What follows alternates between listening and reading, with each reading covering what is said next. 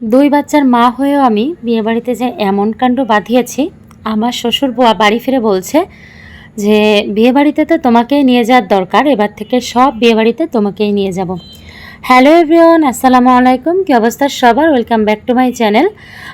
আশা করছি সবাই ভালো আছেন। আমি মোটামুটি আছি, ভয়েস ওভার করতে পারি না, গলার মধ্যে অনেক বেশি প্রবলেম হয়।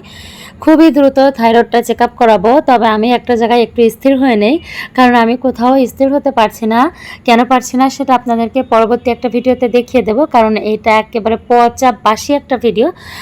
যদিও ভিডিওটা পচা নয়, কারণ ভিডিওটাতে আমি অনেক সুন্দর করে মিউজিক দিয়ে মেক করেছিলাম, দেখতে অনেক ভালো লাগছিল, তবে কপিরাইটের কারণে আমাকে ডিলিট করতে হয়েছে। তো যাই হোক, এটা ছিল হচ্ছে ঈদের পরের দিন, আমি যাচ্ছিলাম বিয়ে বাড়িতে।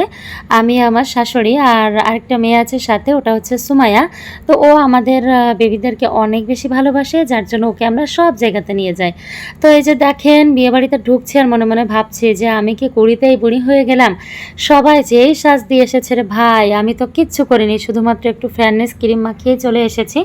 আর যতটুকু দেখা যাচ্ছে এডিটের কারণে দেখা যাচ্ছে। তো যাই হোক, এটা হচ্ছে আমাদের বউ, খুবই ছোট্ট একটা মেয়ে। তবে এই মেয়েটাকে দেখে ছোট্ট বাবার কোনো কিছু নেই। আমার যখন বিয়ে হয় তখন আমার বয়স এর থেকে আরও 1.5 বছর কম ছিল।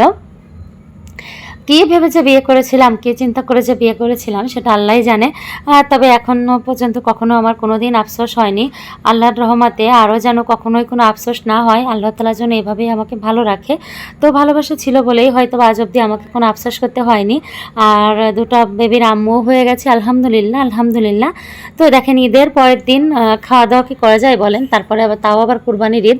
তো এই যে খাওয়া দাওয়া করছিলাম, তো আমি কি করলাম, ব্যাগের মধ্যে অনেকগুলো পলিথিন নিয়ে গেছি।